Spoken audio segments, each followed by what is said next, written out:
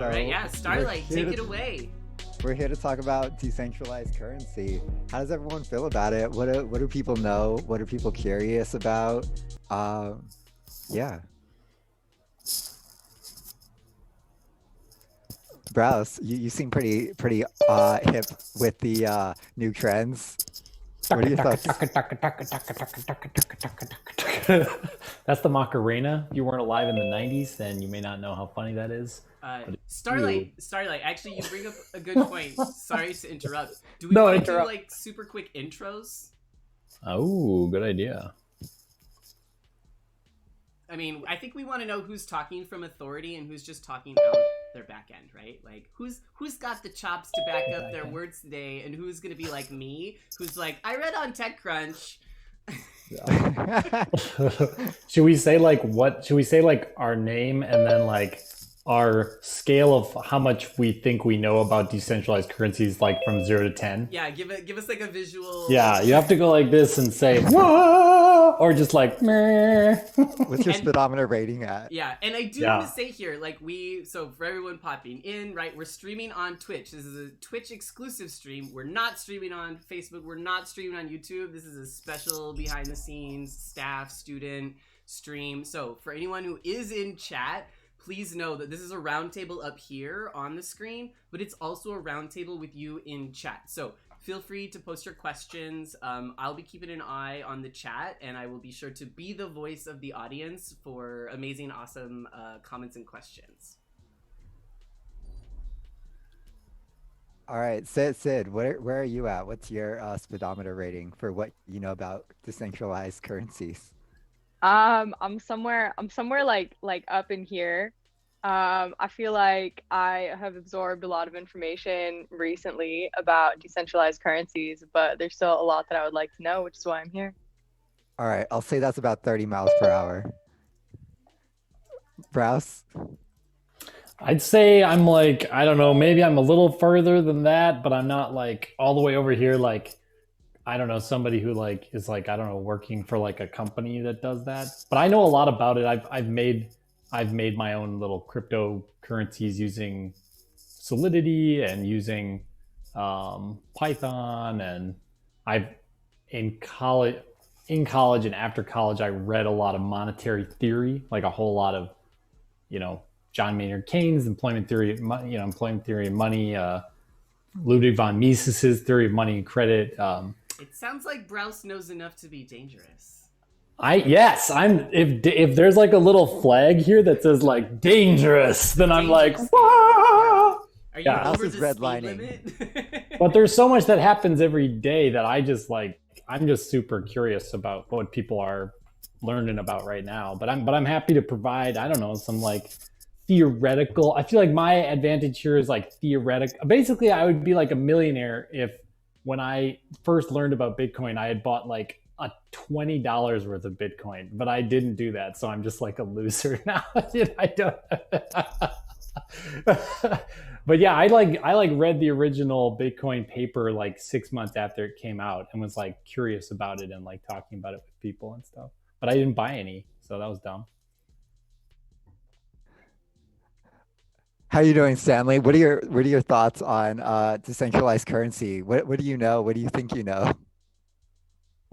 Actually, just started getting into Bitcoin probably a few months ago. Like right now, I'm in a little bit. I have a little bit of money in a Coinbase portfolio, and I started reading, just to get some skin in the game. Just started reading the Bitcoin paper. But it's a very interesting technology. Just I think politically, it has a lot of implications. And I think it's a conversation we need to have as I guess as a society in terms of how to correctly leverage it. So yeah, I'm super excited for this conversation. Nice. I will say that I maybe if I was on a speedometer, I'd be like 40 miles per hour. So maybe just below the dangerous level that Browse is at. I have invested in various cryptocurrencies and mostly like day traded them, but haven't invested over the long haul, but if I would have invested over the long haul, I definitely, let's just say I wouldn't have to take out loans for make school.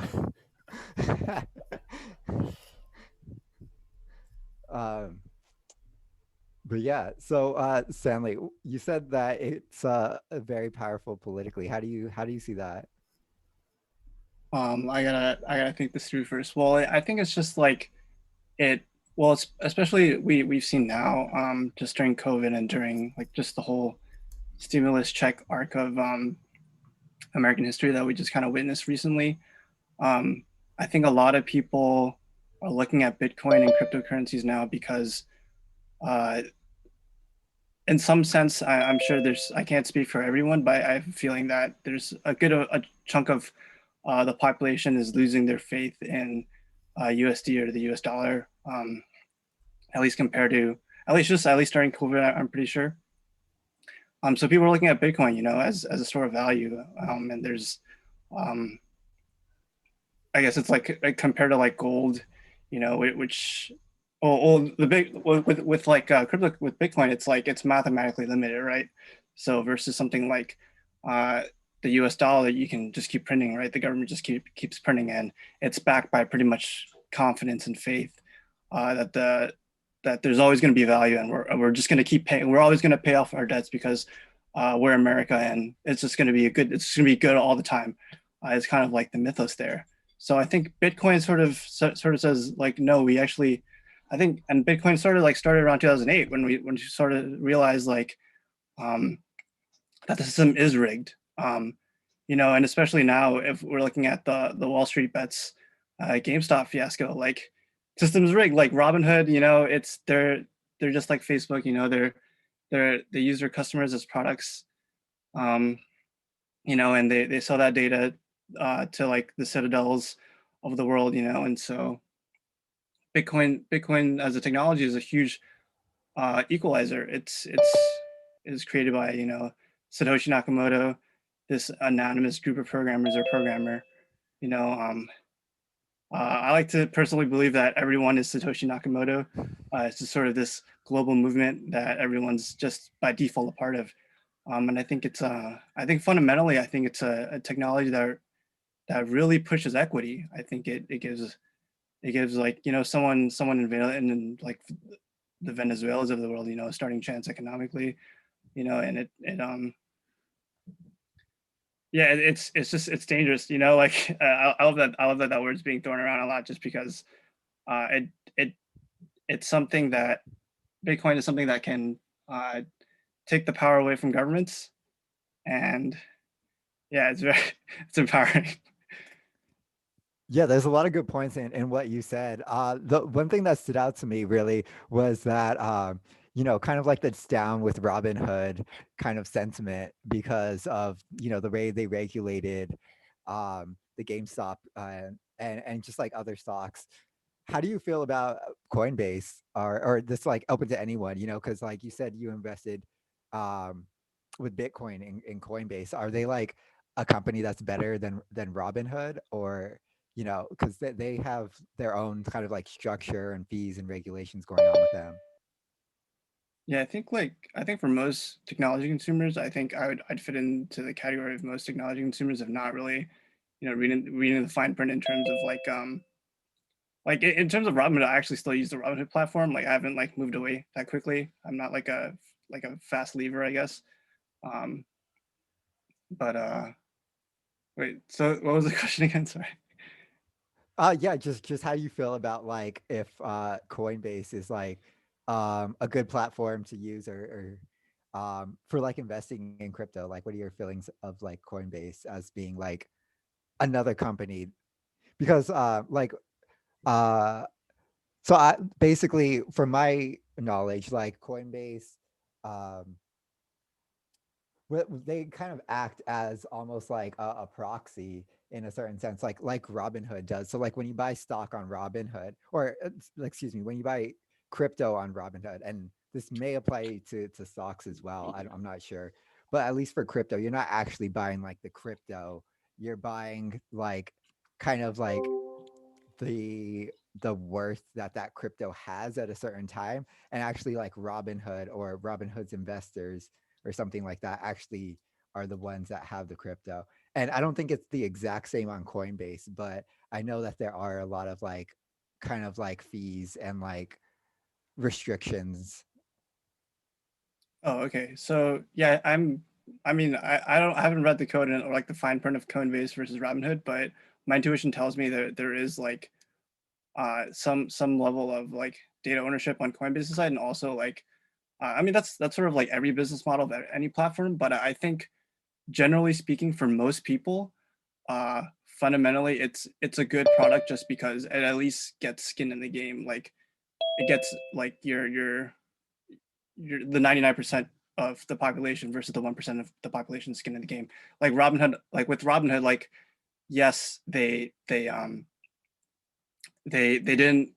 have enough to actually cover their users, right? They didn't have enough capital to cover the users, but at the same time, they did have like the net good of like actually providing the platform for users to actually trade.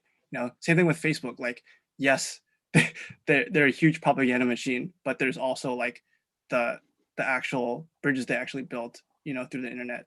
So I think to actually be fair to any of these, you know, quote unquote big tech companies, you actually have to look at both sides of that of those arguments. Stanley, I really like what you have to say, and there's some really interesting questions coming up in chat. So I kind of want to see if we're able to take a step back and maybe explain a little bit more about what are we talking about. So a lot of us here in this room know what Bitcoin is, and we know what decentralized currency means, and we know why we're talking about investing in cryptocurrency. But Joseph, for example, posted in chat, does anyone investing in crypto really know what they're doing? Why does crypto even have value when it does nothing useful for society? So can we take a step back and explain a little bit about what is cryptocurrency? How does it work? And what gives it value? Why are we even talking about this today?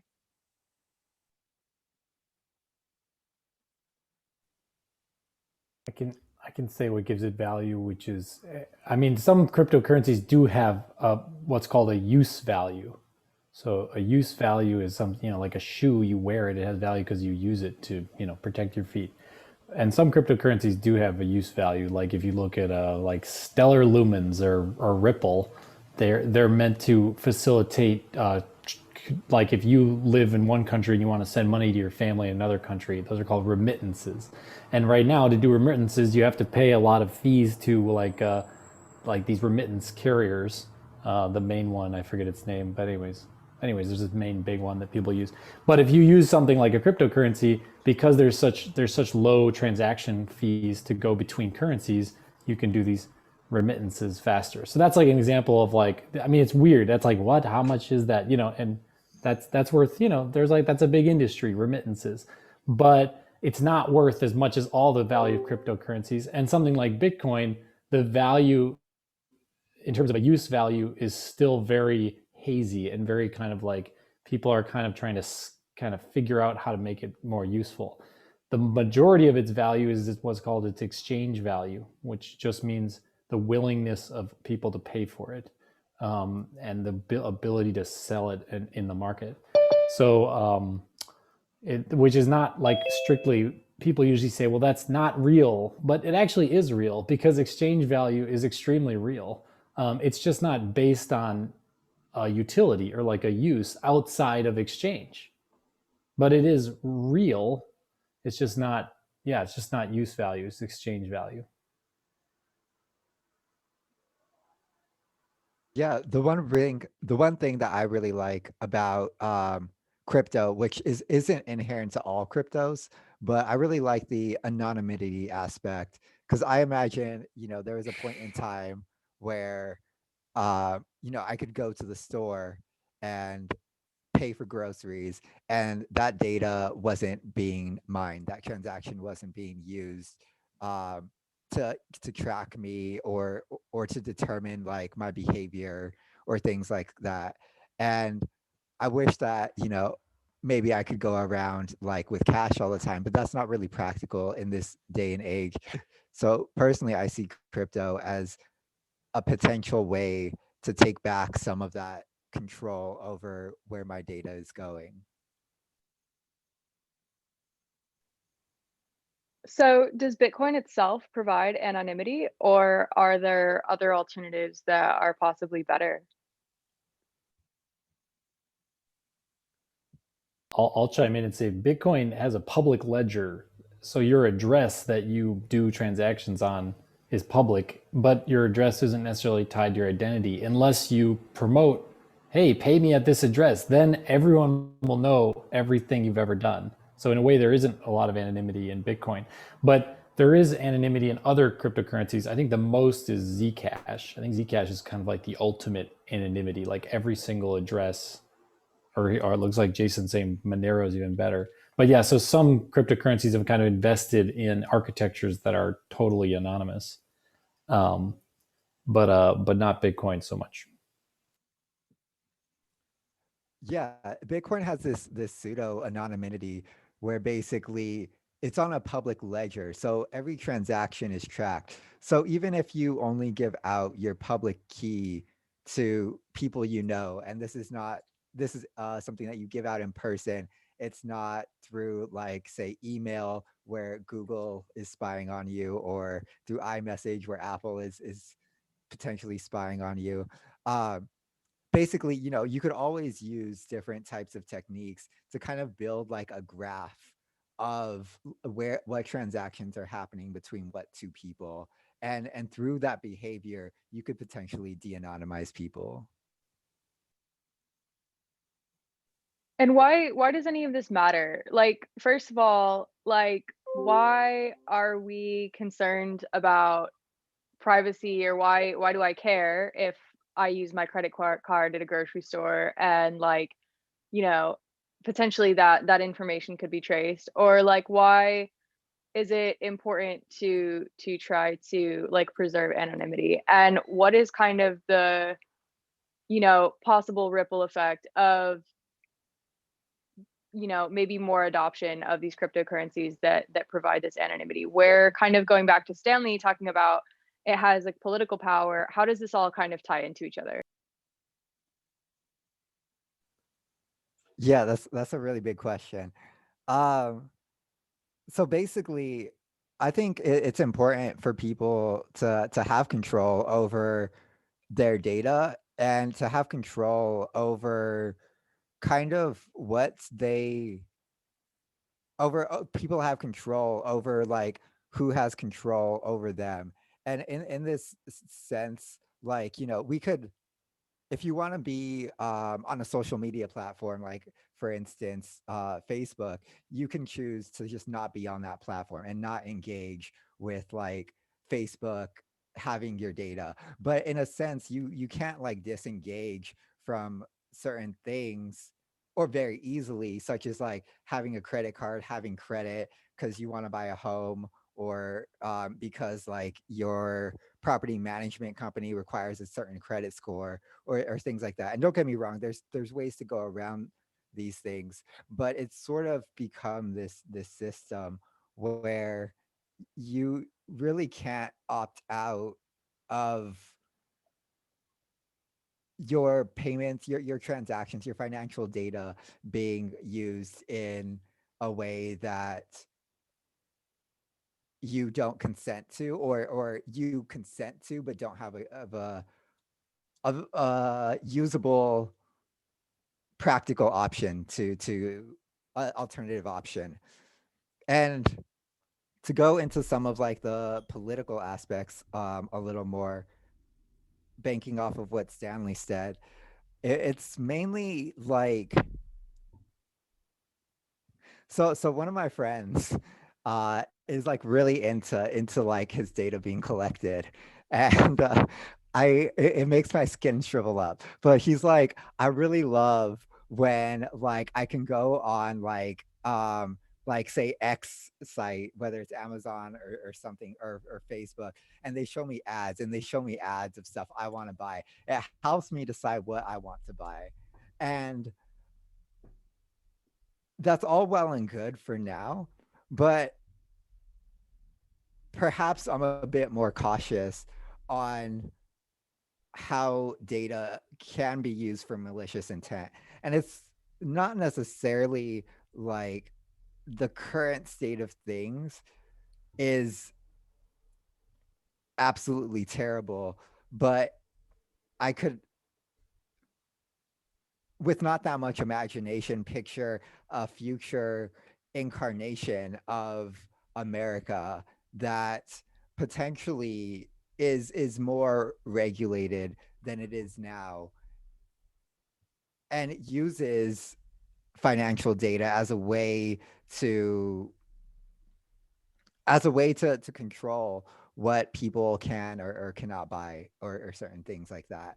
And I guess you can already see this with say maybe like guns or illicit substances. But what's but there's definitely bigger and more real implications. Um, and to sum it up without going on a whole monologue, say something like what's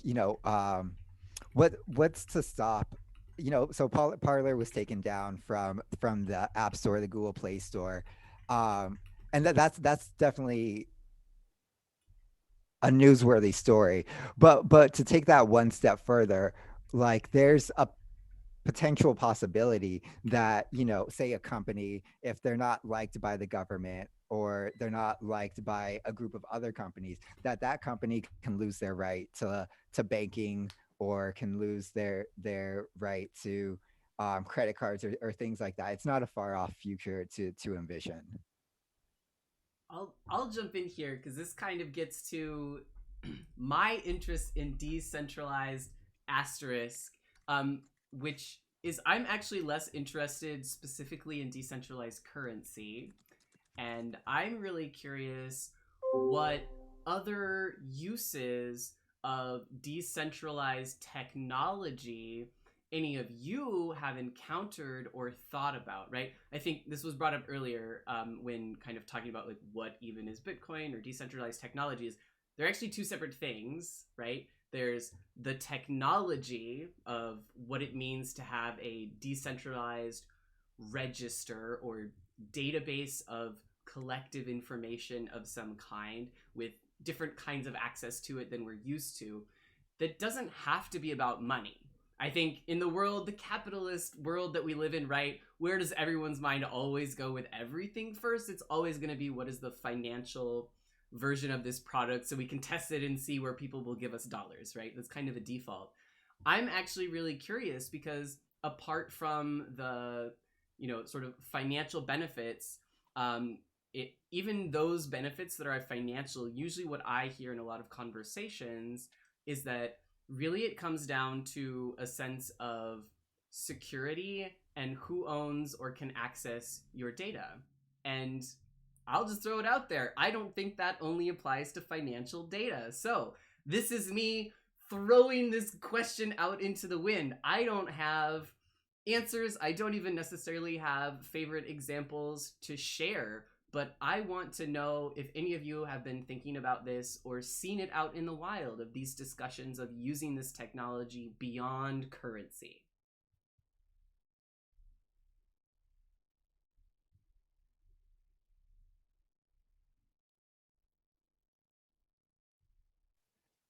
Yeah, I could start off. So I just started using this app called Session for messaging, um, because basically, uh, through a rabbit hole, I figured out that, iMessage probably not the best thing to use for messaging, which I could go into if people care about.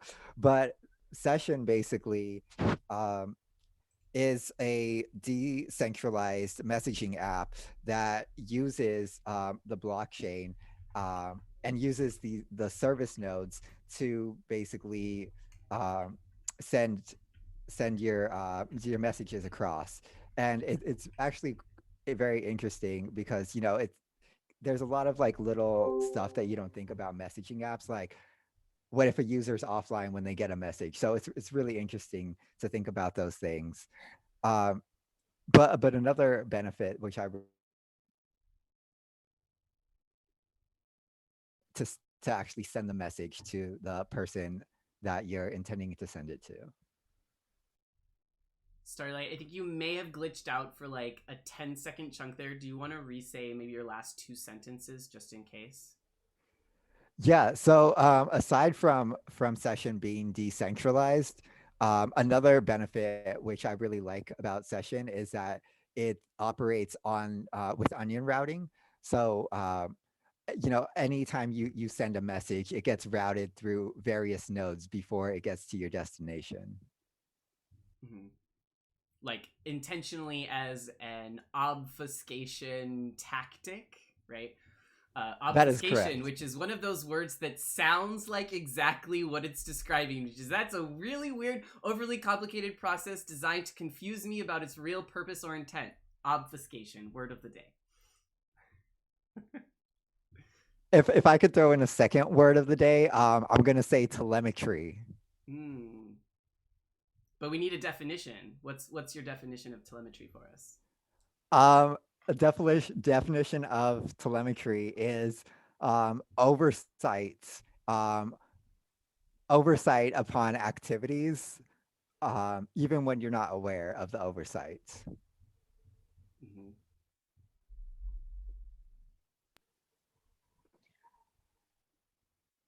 I want to leave some space. Oh, sorry. I was just going to say, if no one else has something, there is a comment in Twitch that I'll read out loud. But Sid, you go first. That's actually what I wanted to address. So go right ahead, Perfect. Jordan.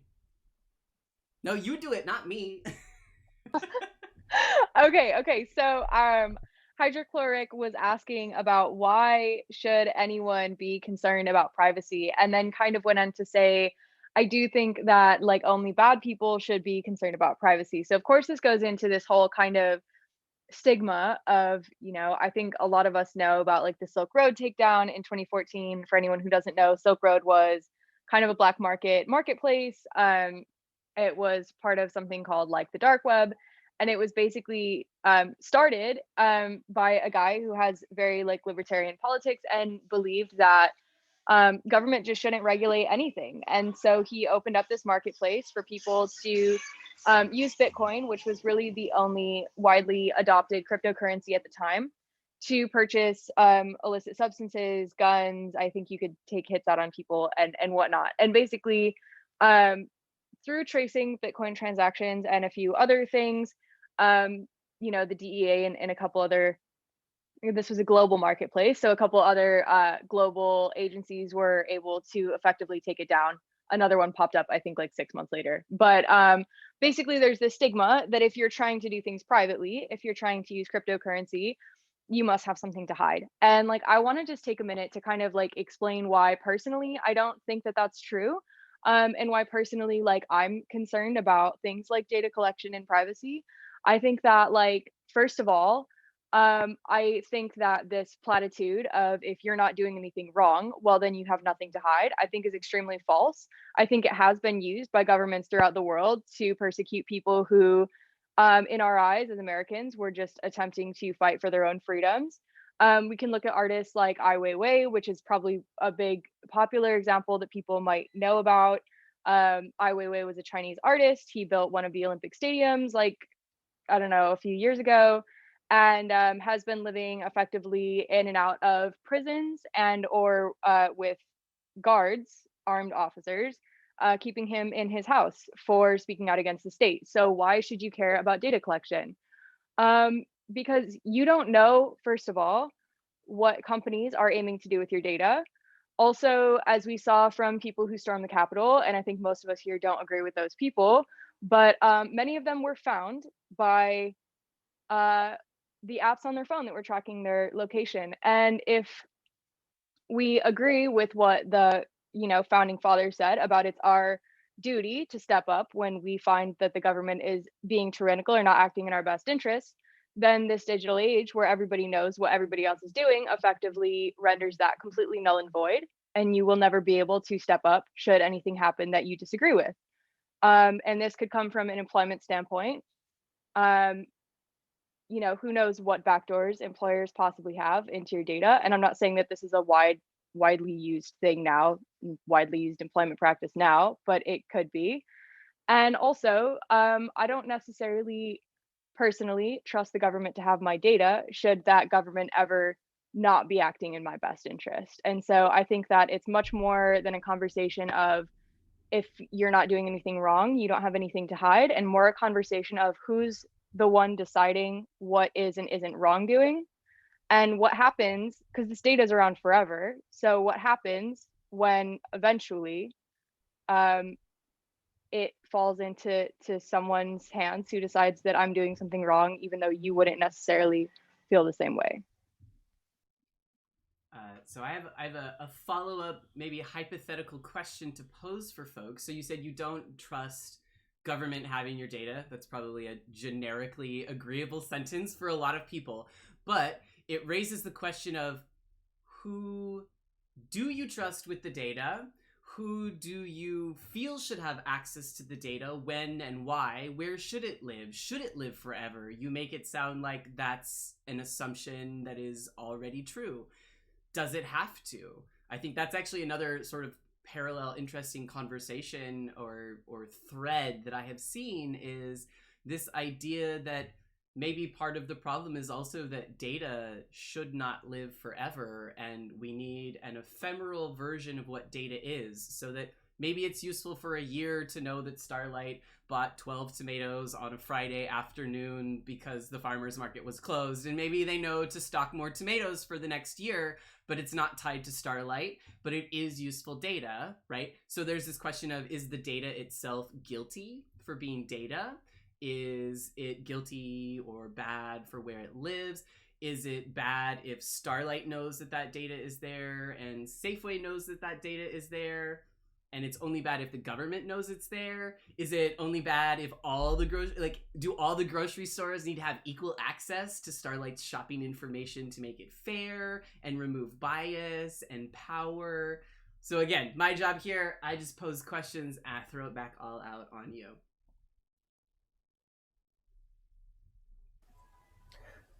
I'm really surprised that in this conversation we're so concerned so far with privacy and not with poverty or with money. Like, you know, the problem with money to me is not privacy. I don't care. I care about the distribution of money, and well, I don't even really care about the distribution so much as just that there aren't poor people.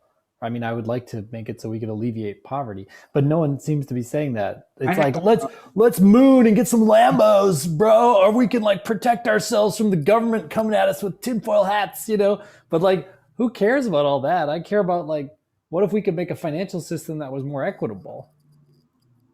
Hey, Browse. Yo. Yeah, I've heard of some unique stories concerning those topics. Like, for example, like in all of our devices, we have cobalt. But where does that cobalt come from? It comes from, majority of it comes from the Democratic Republic of the Congo, where the workers get pennies on the dollar or just get pennies for work, and they work all day and they live in poverty because, you know, the way the system is set up, Apple purchased the copper to make the iPhones, but that money don't go to those people. It goes to like the people who are traders. Like it's like the middleman who gets the most money. But I was reading an article about IBM. They created this technology where they're all the way, they call it the value chain from like the downstream to upstream, but having like blockchain be on all of that, but also having like some sort of blockchain on the ground to see like, are the people getting the cobalt ethically? And like, how can you track where it goes? And if you can track where it goes, you can determine who deserves what amount. So it kind of like drives like the money back down to the people on the ground. So, and it's a really big issue with like, that's being talked about. Well, it's not like a big issue, but it's being talked about in like certain circles. But like, how can you use blockchain to make sure that the input resources that we have in our products are sustainable, or are they getting it by forced human labor or child labor? The same thing with palm oil. Like we try to companies try to track like where they purchase palm oil from Malaysia, but they don't get it sustainably. Like the people that produce it doesn't produce it sustainably. They cut down the forest, and a lot of people are very nervous about that. They don't agree with cutting down the forest for palm oil for profit. But how can you track where the palm oil come from? You can track it by using the blockchain. If you're developing it sustainably, we have a system for you to be tracked and receive a higher profit. So those are like the two unique ways I've heard, like through cobalt and through palm oil. Yeah, those are awesome.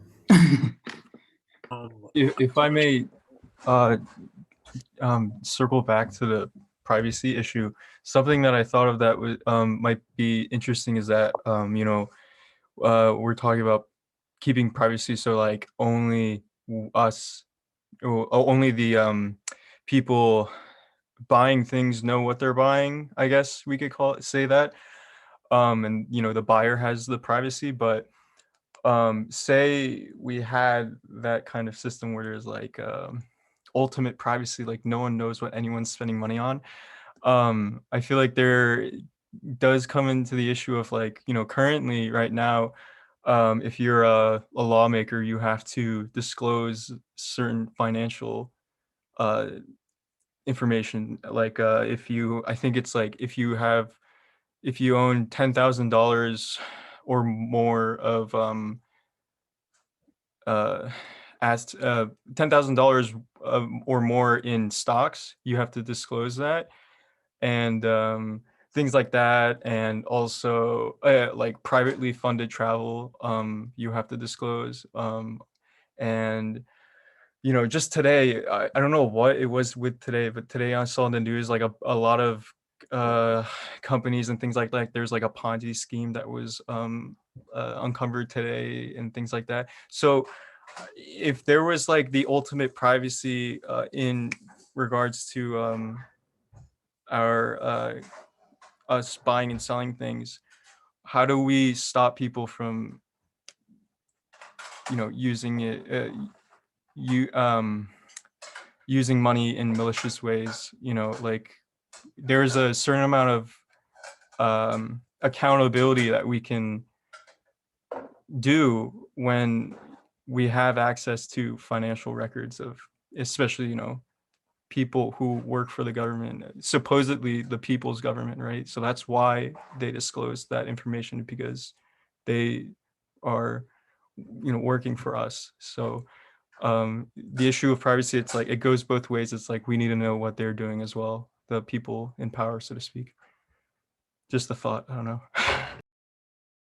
I think that's a great thought. And it goes back similar to what Jordan was asking about where kind of the lines are.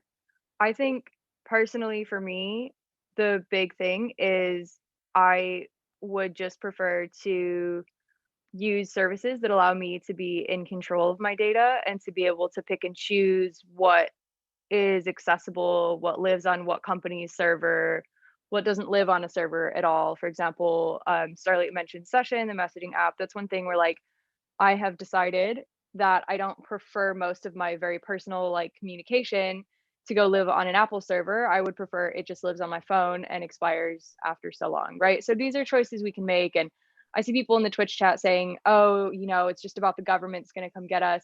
I think it's just about control. I mean, you probably don't want someone staring in your windows at night, right? And, things like that. So you close your blinds. And similar to if you need to release certain financial records because you're in a government position, I think that you should absolutely be able to do that.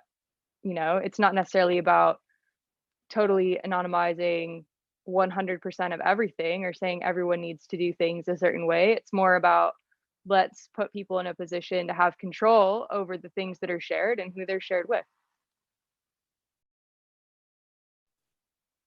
In my opinion, well, Sid, unless they're Protestant, that is. But in my opinion, like I maybe have like a slightly like optimistic view, but it's more like there's this one like story or quote that I like. It's like, if you start like fearing like, what this thing and that thing, and you start trying to like take those avenues away of fear, you cut off those avenues of fear by like trying to like regulate them or control them. like all these different avenues, no matter what, at the end, eventually you're still going to have that fear, and that fear is going to be inside of you. You just can't take that out from yourself. And so like in my view, it's more like if you do see the world as people are trying to help the world grow and people are trying to destroy the world, which is a valid way of looking at it. It's like, do you really think that the people who are trying to make the world a worse place have more power than you? You know? And I don't think by necessarily like taking back control of privacy, the world is going to become like a worse place. You know, the world is always going to have people who maybe do things that are not productive to the society as a whole. But like, are we seeing that more now? Like, are we saying that like that never happened like before? You know, and it, I mean, like in ancient China, you know, there'd be people who would just be like be not productive to society because of like opium and things like that. So there's always people who are like not productive to society. And then, you know, you could compare that to the people who are harmful to society by saying like the people who sold them the opium. Uh so in my mind, it's more like there's always gonna be that threat there. I think I actually agree with you in the kind of philosophy that there are more good people in the world than bad people. But my point about the privacy thing was more about like um, with um, how we are able to track money today offers accountability where there needs to be accountability. That's kind of essentially what I was saying. So if there, you know, I was just giving the hypothetical situation. If there was like total privacy, then um, it would be hard. You know, one of the reasons why United States economy is such a powerful economy is the justice system revolving around it. Like you can't, like it's you know, people trust in the U.S. dollar because you know there's you know strong justice system in regards to keep you know, limiting fraud. So uh, it's just the not saying that because of that we shouldn't have privacy, but uh, there is some benefit from being able to keep people and organizations accountable, especially when it comes to their um, finances and whatnot. I think you know how like when you're flying internationally, they'll say like like they'll give you that white slip of paper that says, have you been in contact with this? Do you own this? You know, like those type of questions that are, it's kind of like a vetting process. I think for certain goods, it would probably be best to tag certain products. Like guns would probably definitely be on that list, right? Or like certain illicit substances should be on that list.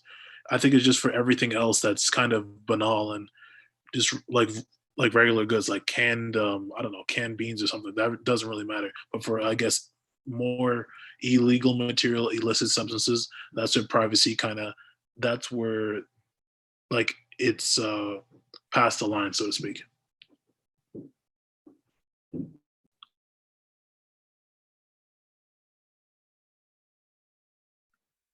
Yeah, I agree with everyone. Like as consumers, we should have control of our own data because like you don't want people to see certain things. Like you know, all apps, you know, they're personal, like your health, you know, or your financial. Like you don't want that data going out to anybody that can have the potential to like maliciously use it. I'm reading a book now called Mind F Word, and the F word is a cursing word, but I don't want to say that. But it's called Mind F Word, and it's a book about a guy who's a data scientist who reveals everything. Like he's like a whistleblower. He tells everything how he helped different political organizations around the world become more powerful, or whatever means they had, he helped them out. And he used data science and algorithms to do it, and he explains it. And it's a really good read. So I encourage everyone to check it out.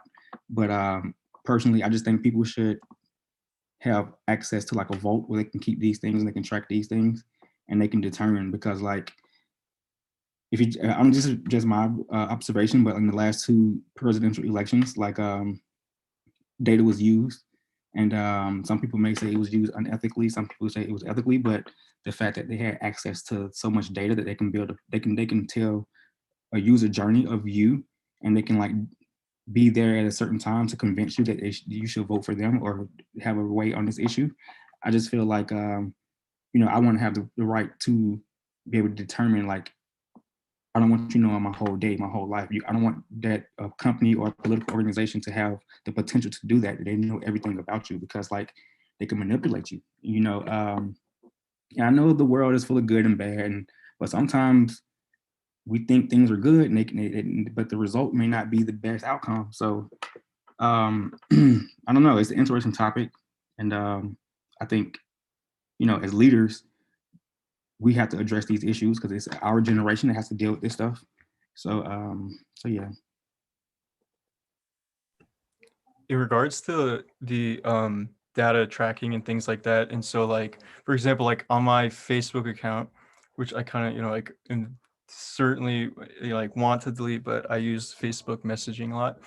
I have all the privacy settings on like the highest privacy, I'll put it that way, because they have all those privacy settings that they have, right? It's just like, but I always question, it's like, how do we even know that like I click this button and it's actually going to stop tracking me, right? So that would, I feel like seems like the most realistic way for us to really know if our data is being used properly, blah blah blah, all that, is like maybe like a data audit. But then who's doing the data audit, right? So then my only kind of thing I can think of who could do it is just the government, right? Like say a government agency that's specifically for regulating data use and things like that. But I want to know what people think about that. If regulation, Johnny, that counter to the entire point of the decentralized everything. How could you? No, I'm kidding. No, that's a good point. I actually didn't really think about that. It is supposed to be decentralized, but then it's like it all comes back around, right? Yeah. No, but I don't want to lose this idea. There is the possibility of what is called governance without government. You browse? Can anyone else hear browse? Can you hear me? I can hear browse. Okay. Yeah, so I mean, it's possible to build the kind of the rules into a system so that there is emergent properties of norms and mores and even kind of feedback loops that lead to order and kind of virtuous outcomes and virtuous possibilities kind of spiraling up and up. But you have to be very careful and design your systems very carefully so that you have those virtuous aspects and the vicious aspects don't take over. So I think we don't have to go right to, okay, give like the mandarins, the bureaucrats who look at everything, let's not empower them. Let's instead build a system that is kind of intelligently, dynamically responsive to situations. And we can kind of predict that it'll have virtuous outcomes. Yeah, I was going to say, I think for me, one part of this aspect of like data and ownership is honestly not necessarily about them having it, but it's about the fact that they have it and I don't. That's a totally different thing to me, right? So there's a world where I have my shopping list, they have my shopping list. I don't give a if they have my shopping list. You know what I mean? Like, I don't care. I have that data, which is the data that I need. I have access to it. I can use it and like whatever. They can see, again, tomatoes. They know that they need more tomatoes next week because it's on my list. Great. But I think what we're all actually more familiar with is social media tracks things and makes assumptions about you without ever fact checking with you yourself. whether or not those things may or may not be true. I know in Facebook, before I deleted mine, and yes, it is a painful process, and no, I don't trust that they actually did it. I do not trust that they deleted my actual data, and I guarantee if I log back in 3 years later, it would all magically be there, and I'm not going to try it because it'll just make me angry. But, right, the issue is that Facebook extrapolates and projects onto you things and data that you may not agree with, or that like maybe you agree with it and it's a useful insight. Why don't I know that information so that I have it, so that I can go take it with me when I go to therapy? Like, if Facebook has all this amazing information, I should have it too, you know? So that's kind of the world that I hope we move towards. Is sure, there's value because this data wouldn't exist if you as a company did not decide to put effort into creating an algorithm to create that data for me, right? But if you have the data and it is based on things that you gathered from me, I feel like I have maybe not an equal right, some kind of right to that thing. I think it actually gets to, now I'm totally swerving and just off the cuff here, but does this relate to photo consent? You may take a picture that you gathered, which is data that you yourself created from available exposed information in the world. What are the rights of the people in those photos to also have access?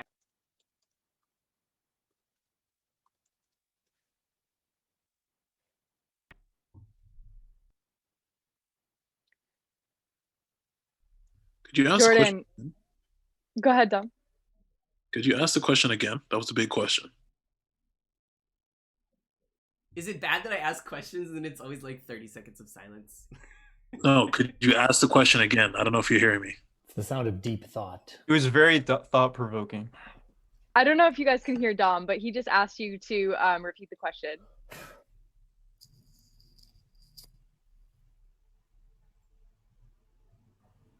All The right. question, I can repeat the question. Oh, yeah, The I might question not have is, heard it. if someone takes a picture of a bunch of people, what rights do those people have over their own image being, propagated out into the internet and being publicly available, or even privately available to someone else that they didn't consent to having their picture there? It's an interesting question. I mean, it's also just like a dangerously impossible question, right? It's like impossible. Like, how do you, there's billions of pictures, and I guess Signal just released this face blur thing. Did you guys see that? Signal released this thing that can blur all the faces. Anyways, it's kind of cool I don't thing. like Signal. It's centralized. Well, anyways, they're a privacy thing, so. But I guess, the more I hear, and I've been kind of banging on this drum, but maybe I'll try to bang on it more precisely for a minute and hopefully kind of rattle everyone's cages a little bit. I guess I'm concerned about privacy, but I feel like so many times the kind of crux of points or kind of concerns that people bring up with privacy, to me, sounds so just like the worried hamster wheel brain of like a privileged person. We're all Like, paranoid. oh my God, someone's gonna know who bought that thing I bought. It's like, there's literally a billion people who like don't have adequate like food and like housing, and like there's many billions of people who don't have adequate healthcare. Like, I have a friend who's from South Africa, and they were telling me that COVID in South Africa is just killing people. Just like everyone dies. That tons of people die who get it. Even young people who get it will die, because if you need a ventilator, you just can't get it, because it's just like there's no ventilators for you, because it's it's CIA. Browse, isn't that like saying problem A is I less don't important think than I've heard- problem B? These to me feel like separate things. Just Well, because there are other problems to solve doesn't mean privacy is not a topic. No, what I'm saying is not that privacy is not important. What I'm saying is I'd really like to hear. I would be more interested in privacy is when people brought it up. They brought up the privacy of the least powerful and privileged people in the world, and how that matters. And because I think that matters way more than like middle-aged, middle-class American people who are totally fine. Who cares their privacy? Like, whatever, they're going to be fine. They're going to get more services from the economy if their privacy is protected less, because they'll get better targeted ads, and they'll live happier lives because they'll get better ads given to them for like the garbage that they buy on Hot Amazon. take from You know, Browse. but yeah, I- but what about, for example, I'll give you an example. Ban the box laws. Okay, so in America, in a lot of states, if you're an ex-convict and your employer asks you, did you go to prison, you have to tell them that you did, or it's against the law. That's illegal. That's privacy that affects the least among us, people who are ex-convicts who've been put through the garbage disposal of our criminal justice system. Anyways, I guess I open that up as a vector for everyone to think, is the thing I'm worried about something that actually matters to people who are vulnerable, or is it something that I'm just like worried about because I'm just nervous, or something? Which, who cares? I don't know. Who cares if you're nervous? I mean, we're nervous about all kinds of things, but what really matters that we should put our time and effort into seems to be bringing up the least among us. I think that I mean, if we want to tie the two like issues together that we're talking about, I think that absolutely these things relate. Um I think that surveillance disproportionately affects people who are lower income or people who live in like bad neighborhoods or whatever, of which I've spent quite a bit of time in my life. I, know people who are still incarcerated because of the contents of their cell phone. And I absolutely think that, these issues do disproportionately like affect people that are more vulnerable. And I think that like they're kind of two distinct like conversations, similar to what Jordan said. I think that like talking about like distributing resources equally and talking about like surveillance and or concerns about privacy are slightly different conversations. If we want to like circle back to like decentralized currency and how that could possibly solve like a distribution issue, I do think that's possibly a conversation for another day, and I think that's a great conversation to have. Although like I do think that, although there are many people who are, possibly in the Twitch chat or things like that who are just saying, don't do bad things, or like, you should only be concerned about this if you're a criminal, I think should consider the bias of policing models or things like that that are fed our data. And in addition, we could talk about something similar to what Jordan said as well, where these companies profit off of our data and we don't hold them accountable and we don't make any money off of our data. If we were compensated for our data, I think that that could possibly work towards solving one of the issues that you're discussing as well. So I'm interested to hear other thoughts.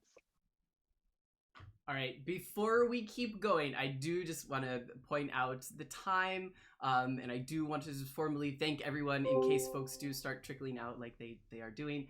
I'm happy to stay on for a little bit longer if anyone else wants to. It sounds like the conversation is hopping. I also don't want anyone to feel pressured to stay on. I know it's Friday and everyone here is a student or a hardworking staff member, and we should just have another conversation. So I will say that, but I'm not the official ender or host or anything like that of the show. So it'll let it go as long as it wants. Yeah, I'm probably going to head out, but I just want to say I enjoy these conversations because, like, I want to learn more about the technology. I mean, the societal aspect of technology, like the consequences of them. So, and conversations like this, like, it helps me, look for solutions to our problems. And I'm quite grateful that I have the skill set to kind of like be able to have this conversation because it is a highly technical conversation that, the layman might get lost in it. So. I don't know. I enjoyed this. Thank you so much. And I hope to continue this conversation because I feel like someone at Make School can create the technology that can actually solve the problem. And hopefully I can help them out. So.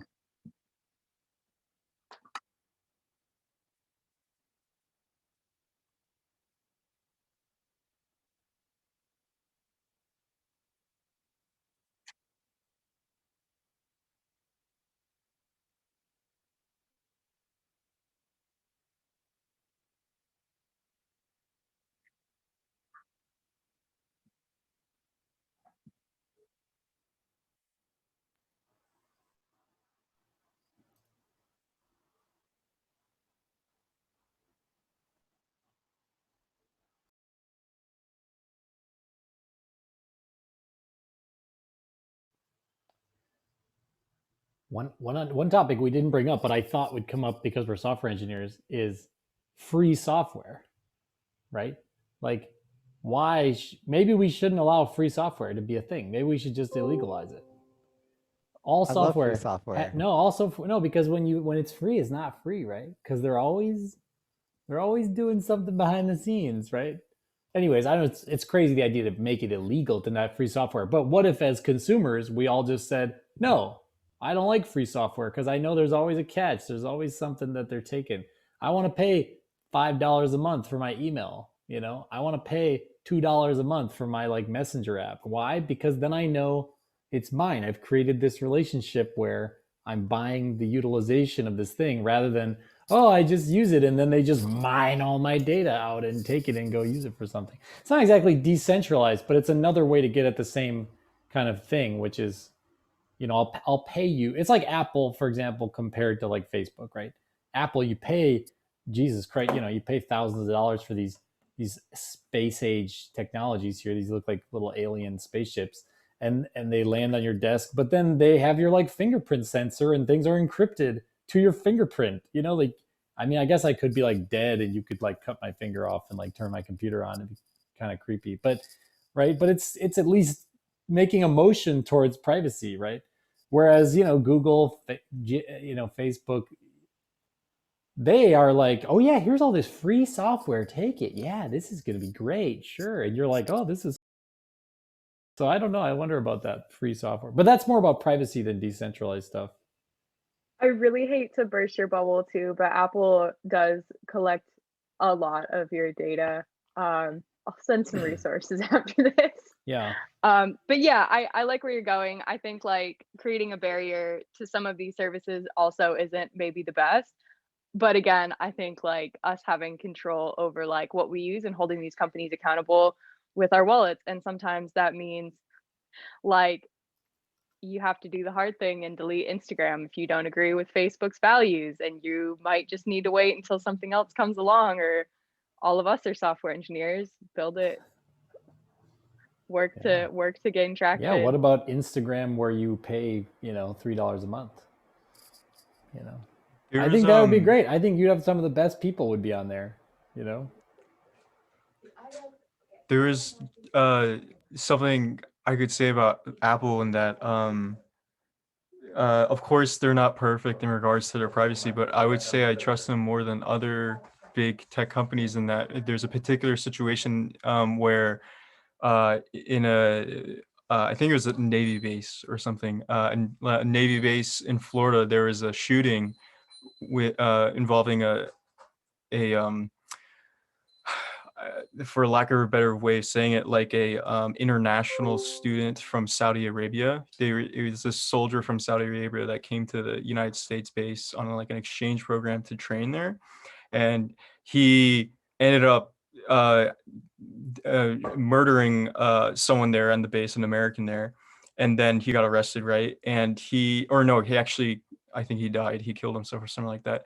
Anyways, this was a pretty serious incident in that it's a foreign national shooting in a military base, right? And he had an iPhone, and the FBI was pressuring Apple to unlock his phone for him, and Apple actually refused every step of the way. There's a whole process where they were really trying to pressure them, and I mean the whole thing is that chances are the FBI has resources to be able to get into the phone anyways, but it was Apple, even though it would have helped the FBI in good intentions of figuring out this potentially extremist terrorist incident, even though they had good intentions in that, that would have given them a backdoor key essentially to all iPhones and things like that. So there are certain things like that at least they do, they refuse to completely refuse to cooperate in that situation. So that gives me a little faith, but of course I wouldn't be naive to say that they're gonna protect everybody and everything.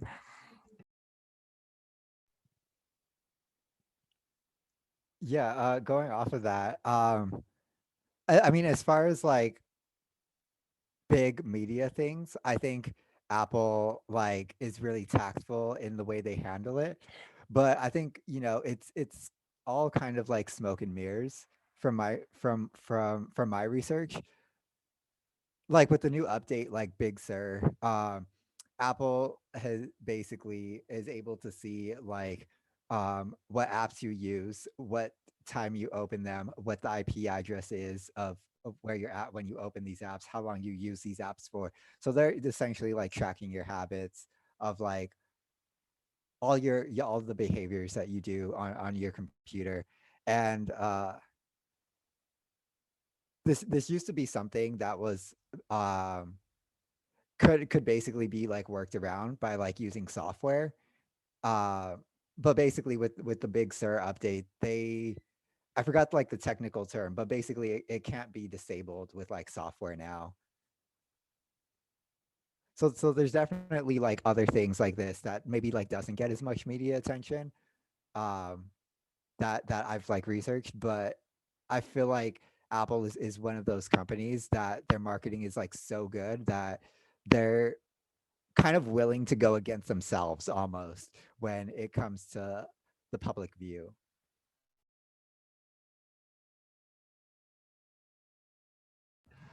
I just say that a particular example I said as a it was more of like their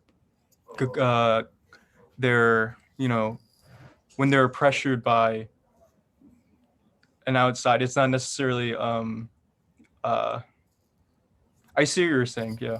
But it was more it was it wasn't necessarily their doing. It was they were put in the spotlight and they respond a certain way. That's how I put it.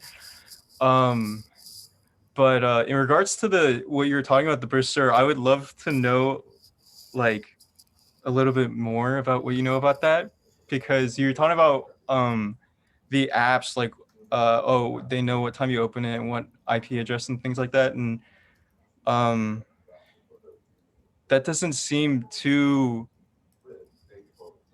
like shocking in that like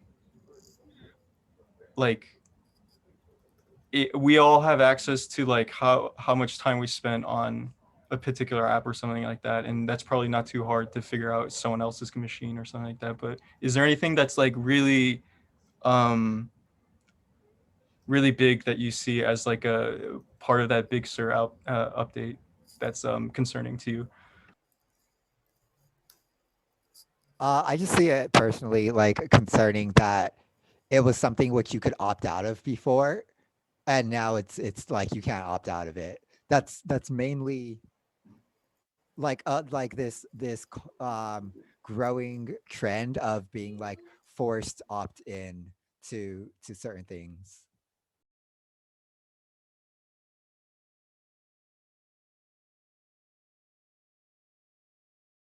So is that like the diagnostic stuff? Because I always check out like I always say like, oh, can you help the company to by if there's any bugs, then they send this stuff, because that's what it kind of sounds like. I'm not sure if I know exactly